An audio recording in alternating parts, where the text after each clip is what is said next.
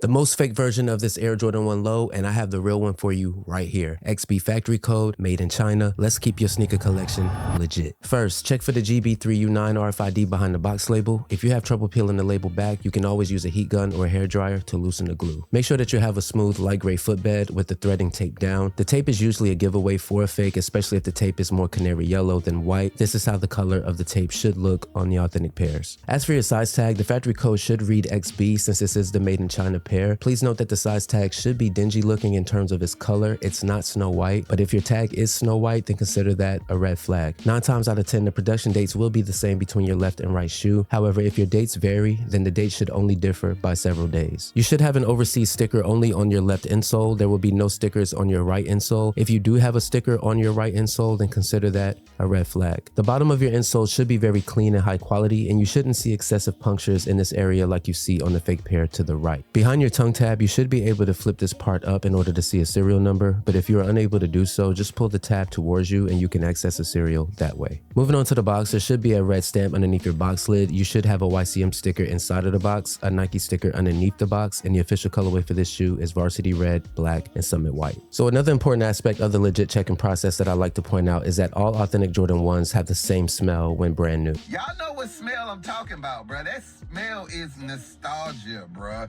But here we go, back damn. You gotta smell it. Let's do the smell test one time. Gotta love it. It doesn't matter if they're made in Vietnam or China, all of them have the same smell and it's going to hit you the minute you open the box. If your Jordan 1 smell any different than what you're used to from a brand new pair, then it's a good chance that you might have a replica. Please like, comment, share, and subscribe. Stay fresh, blessed, and free of stress, and I will see you all in the next video. Peace.